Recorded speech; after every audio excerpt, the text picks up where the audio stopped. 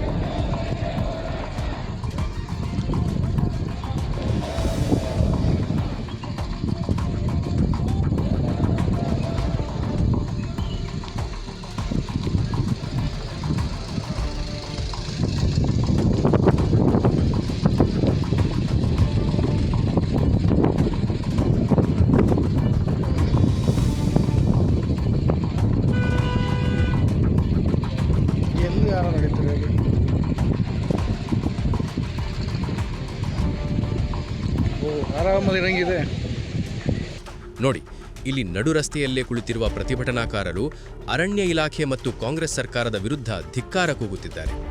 ನಮಗೆ ಪರಿಹಾರ ಬೇಡ, ಈ ಮಾನವ ವನ್ಯಜೀವಿ ಸಂಘರ್ಷಕ್ಕೆ ಶಾಶ್ವತ ಪರಿಹಾರ ಬೇಕು ಎನ್ನುವುದು ಜನರ ಆಕ್ರೋಶ ನುಡಿ. ಡಿಎಫ್ಒ ಸ್ಥಳಕ್ಕೆ ಬರುವವರೆಗೂ ಜಾಗ ಬಿಟ್ಟು ಕದಲುವುದಿಲ್ಲ ಎಂದು ಪಟ್ಟು ಹಿಡಿದಿದ್ದಾರೆ. ಮಾನವನಿಗೆ ರಕ್ಷಣೆ ಕೊಡದ ಅರಣ್ಯ ಅಧಿಕಾರಿಗಳಿಗೆ,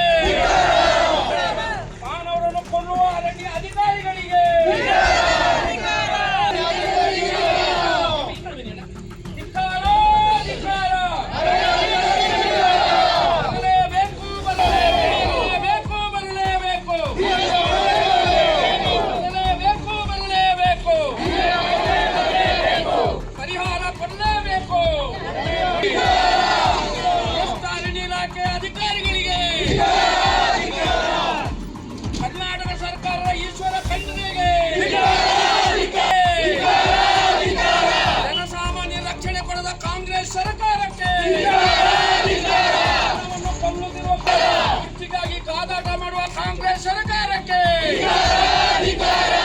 ಮುಖ್ಯಮಂತ್ರಿಗೆ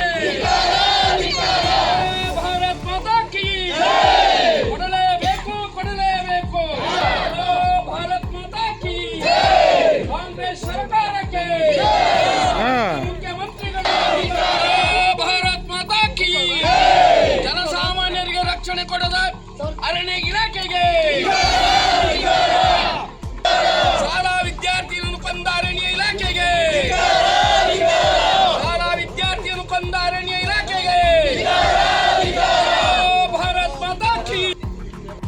ಕಳೆದ ಅರ್ಧ ಗಂಟೆಗೂ ಹೆಚ್ಚು ಕಾಲದಿಂದ ಹೆದ್ದಾರಿ ಸಂಪೂರ್ಣ ಬಂದ್ ಆಗಿದೆ. ಕಿಲೋಮೀಟರ್ ಗಟ್ಟಲೆ ವಾಹನಗಳು ಸಾಲುಗಟ್ಟಿ ನಿಂತಿದ್ದು ಪ್ರಯಾಣಿಕರು ಪರದಾಡುವಂತಾಗಿದೆ. ಸ್ಥಳದಲ್ಲಿ ಪರಿಸ್ಥಿತಿ ಉದ್ವಿಗ್ನಗೊಂಡಿದ್ದು ಪೊಲೀಸರು ಬಿಗಿ ಭದ್ರತೆ ಕೈಗೊಂಡಿದ್ದಾರೆ. ಆದರೆ ಅರಣ್ಯ ಇಲಾಖೆಯ ಯಾವೊಬ್ಬ ಅಧಿಕಾರಿಯೂ ಇದುವರೆಗೂ ಸ್ಥಳಕ್ಕೆ ಬಾರದಿರುವುದು ಪ್ರತಿಭಟನಾಕಾರರ ಕೋಪವನ್ನು ಇನ್ನಷ್ಟು ಹೆಚ್ಚಿಸಿದೆ.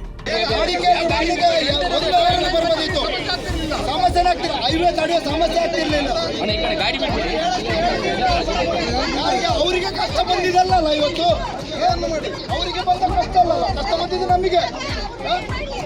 ಒಂದೆರಡು ಸಾವ ಒಂದೆರಡು ನಮ್ಮನೆಗೆ ನಾವು ಹೇಳೋದೇ ಇಲ್ಲ ಇಲ್ಲಿಂದ, ಹೋಗೋದೆಲ್ಲರೂ ಆನೆನ ಬಂದಿಸಿ ಆನೆ ಹಿಡಿಯಬೇಕು. ಇವತ್ತು ಡಿಎಫ್ ಆನೆ ಹಿಡ್ದೇ ಹೋಗ್ಬೇಕು. ಏನ್ ಗೊತ್ತಾ ಸರ್, ಏನ್ ಗೊತ್ತಾ, ಆನೆ ಚಿರತೆ ಹುಲಿ ಹಿಡೀರಿ, ಅಲ್ಲಿ ನೀವಲ್ಲಿ 200 ರೂಪಾಯಿ ಜಾಸ್ತಿ ಮಾಡಿ ಈ ಇನ್ಕಮ್. ಸಾವಿನಲ್ಲೂ ರಾಜಕೀಯ ಬೇಡ, ಜನಸಾಮಾನ್ಯರ ಜೀವಕ್ಕೆ ಬೆಲೆ ಕೊಡಿ ಎಂಬ ಕೂಗು ಈಗ ಕೊಡಗಿನಾದ್ಯಂತ ಕೇಳಿಬರುತ್ತಿದೆ. ಮುಂದಿನ ಕ್ಷಣಗಳಲ್ಲಿ ಏನಾಗಲಿದೆ? ಅಧಿಕಾರಿಗಳು ಸ್ಥಳಕ್ಕೆ ಬರ್ತಾರಾ? ಕಾಡಾನೆ ಹಾವಳಿಗೆ ಬ್ರೇಕ್ ಬೀಳುತ್ತಾ? ಕಾದು ನೋಡಬೇಕಿದೆ. ಅಧಿಕಾರಿಗಳಿಗೆ ಧಿಕ್ಕಾರ, ಧಿಕ್ಕಾರ.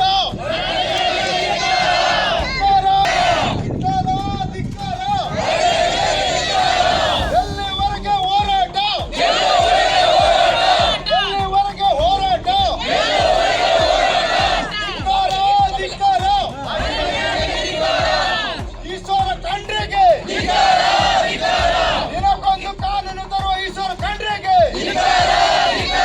ದಿನಕ್ಕೊಂದು ಕಾನೂನು ತರುವ ಈಶ್ವರ ಖಂಡ್ರೆಗೆ, ಈಶ್ವರ ಖಂಡ್ರೆಗೆ ಏಕೆ ಬೇಕು? ಏಕೆ ಬೇಕು?